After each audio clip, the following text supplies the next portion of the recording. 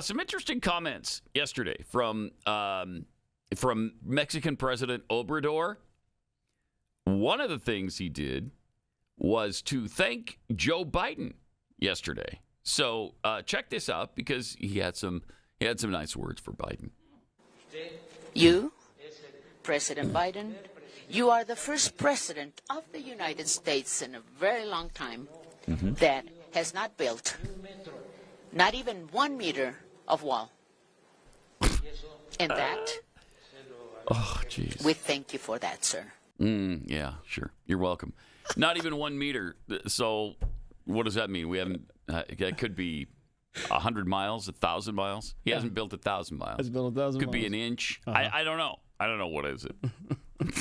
But what an absolute burn to an American Seriously. president. You haven't built a meter of wall, and you're the first one in, who knows how long. So 3 feet. Thank you.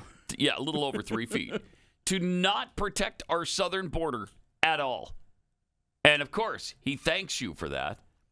Because for some reason, it's a good thing that Mexican citizens are sneaking across our border illegally and living here in the United States of America. What a bizarre thing to celebrate yesterday when he started bragging about the fact that 40 million Mexicans live in the United States. He said, just imagine, there are 40 million Mexicans in the United States. 40 million, including people who were born here in Mexico or who are the children of people who were born in Mexico.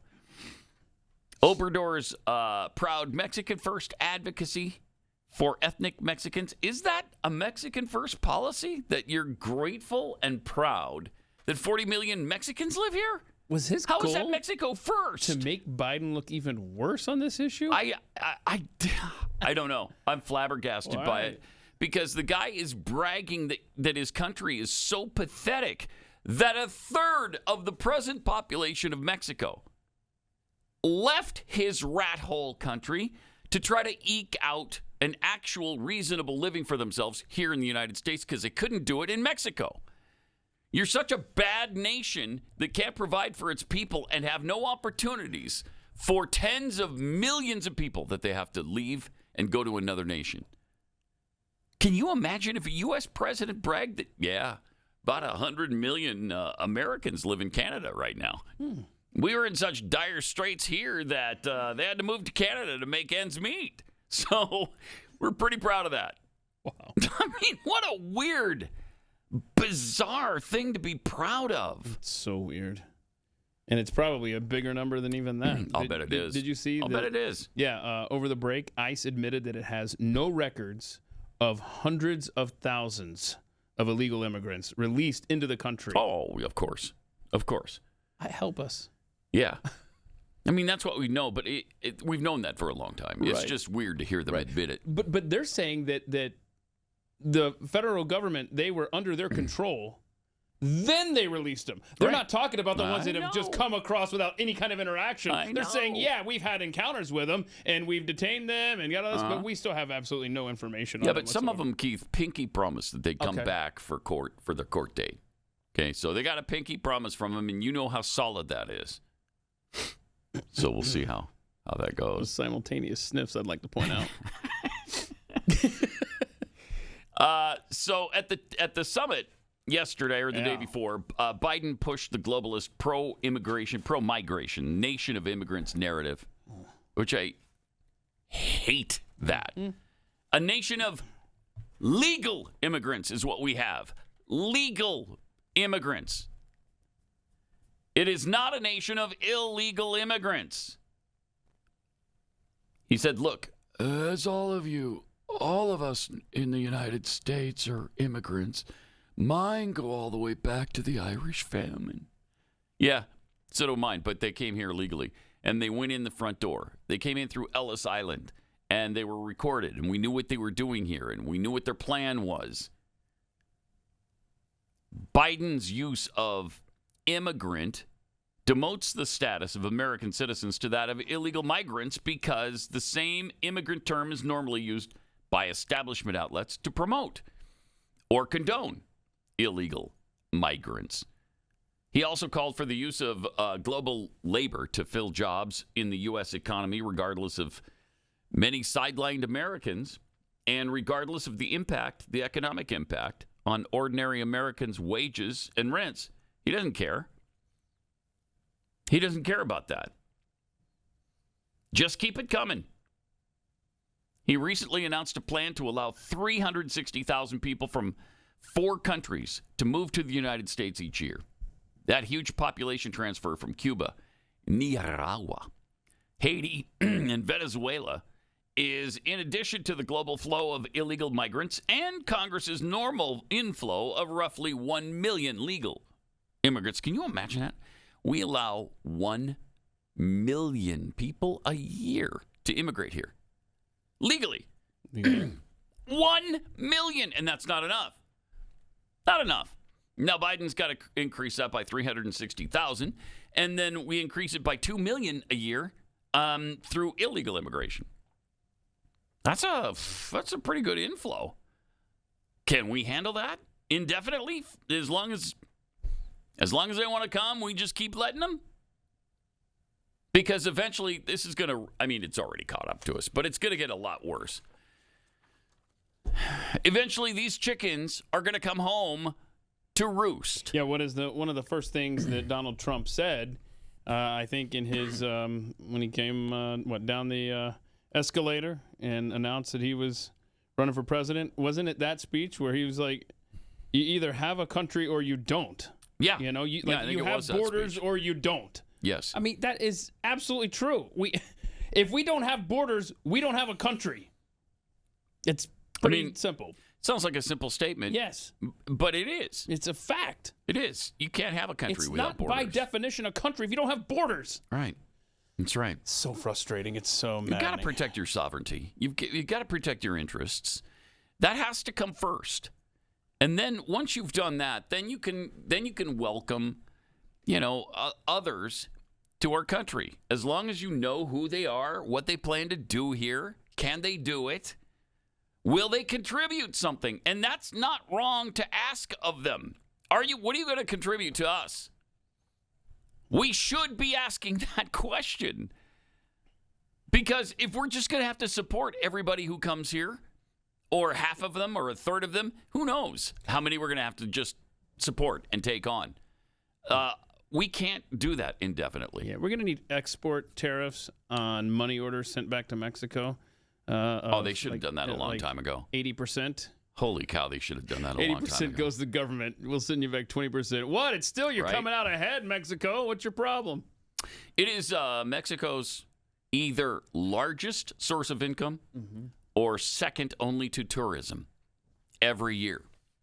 Every year since something like, the 1990s, sending money back from illegals here is their largest source of income. So, yeah, they love it. It's great for them. They don't have to take care of the 40 million poor people who are flooding across our border. If you're a wealthy Mexican, you're not leaving and going across the desert, walking 1,000 miles, hitching a ride, hooking up with coyotes, paying them $7,000 to get you to Texas or Arizona. You're not doing that if you're middle class or upper middle class or wealthy in Mexico. So we're getting all their poor, and we're having to, support many of them. Not all of them. Some of them support themselves. But in every case, they're either committing tax evasion and fraud or identity theft and fraud. Which is it? Because they're not here legally, so they don't have papers, so they don't have Social Security numbers. So how are they paying income tax? Well, they're not. They're not. In most cases, they're not. It is a problem that we should have gotten a handle on a long time ago. And we just don't. Just don't. It's almost like they're trying to destroy our country. It's almost like that. Through their policies isn't and it? action. Yeah, isn't it? Huh.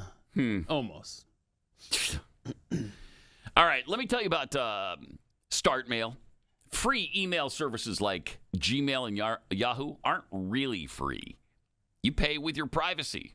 right? In fact, internet giants like big tech bank on exploiting your data by selling it to the highest bidder. Your business plan? Well, Google has it. Your medical records? Yahoo can sell them to drug companies.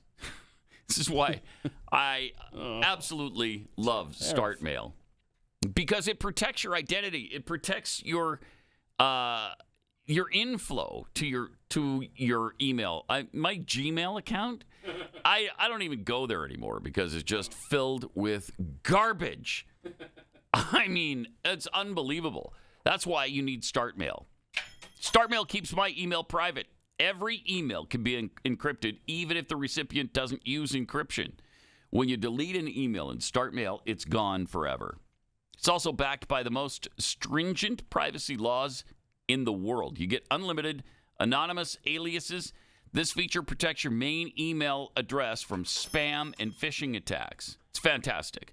Start securing your email privacy with StartMail. Sign up today. You'll get 50% off your first year. Go to startmail.com/unleashed. That's startmail with a T, START. Startmail.com/unleashed for 50% off your first year. Startmail.com/unleashed.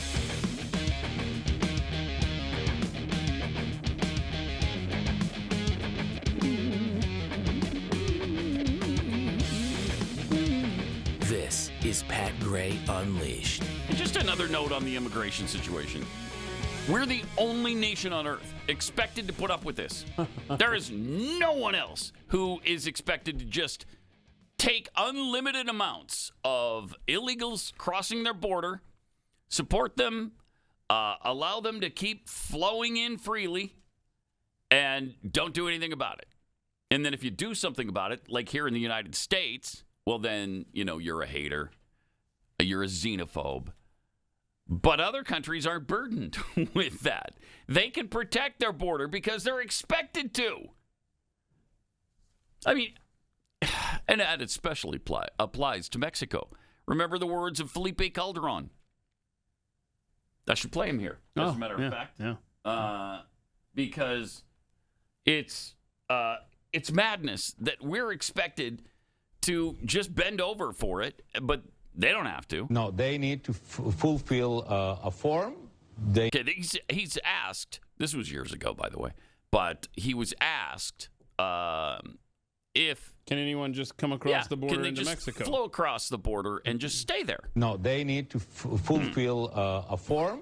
No. They need to establish their right name. Mm-hmm. We analyze if they have not criminal precedents. Do Mexican police go around asking for papers of people they suspect are illegal immigrants? Of course. If somebody sneaks in from Nicaragua or some other country in Central America through the southern border of Mexico, they wind up in Mexico, they can go get a job, they can work. If somebody do that without permissions, we send back them.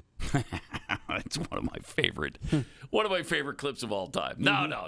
If someone do that without permissions, we send back them. What? Wait, what? But you expect us to just welcome them with open arms. Yeah. And appreciate the fact that they fly the Mexican flag in our face when they're in this country. That's all good, right and good? Huh. Wonder how Mexicans would treat people who flew the American flag in Mexican neighborhoods. I bet they'd love that, right? They're open and diverse and accepting, tolerant. I'm sure they'd love it. It's some racial profiling criteria in order to enforce the law that it's against any sense of human rights, and of course is provoking very disappointing things or very disappointing opinion in Mexico and around the world, even here in America. To introduce these kind of elements, especially racial profiling aspects that are attempting against what we consider human rights. It's the principle of discrimination, which is against the values of this great nation.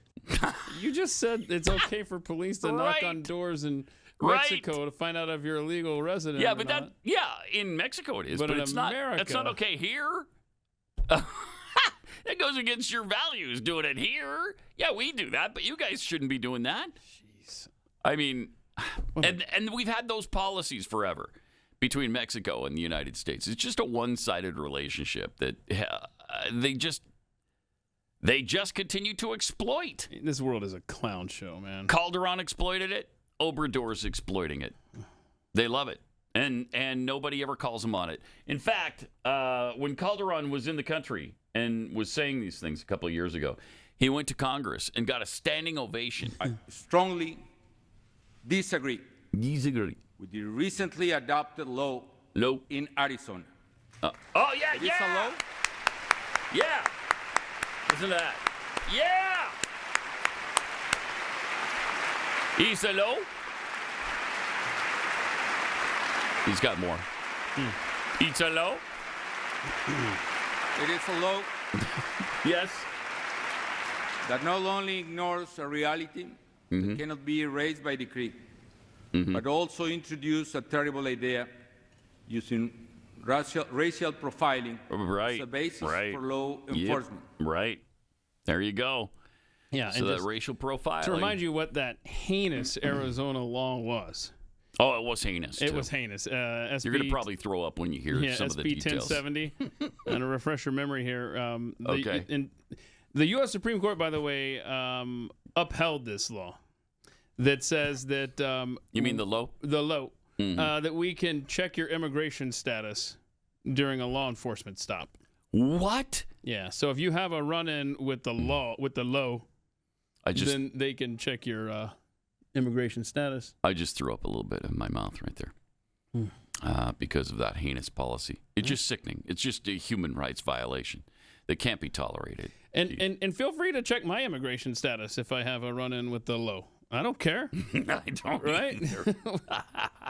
Go for it. Yeah. In fact, on some applications and things, you have to. Right. You have to. Are you a U.S. citizen? Yeah, you have to declare your Are status. you 18 or older? Don't you I dare am. ask me my age. I know. Don't you dare.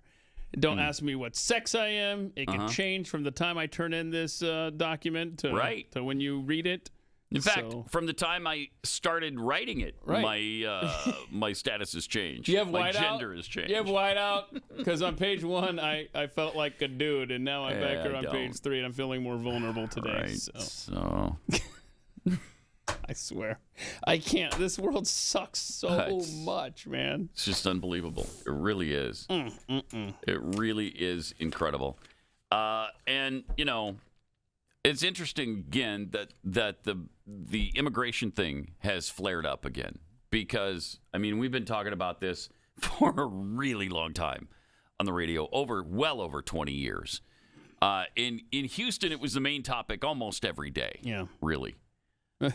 But in 2023, existing in this nation is like playing whack-a-mole with it's like With the how things we many have to deal with. fires must we put out at the same time? Yeah, that's really It's true. madness, man. Can we is. just concentrate on one front? No, because when Marxists take over, they seek to destroy. And by doing that, they throw every kind of chaos at you at a time. And here we are.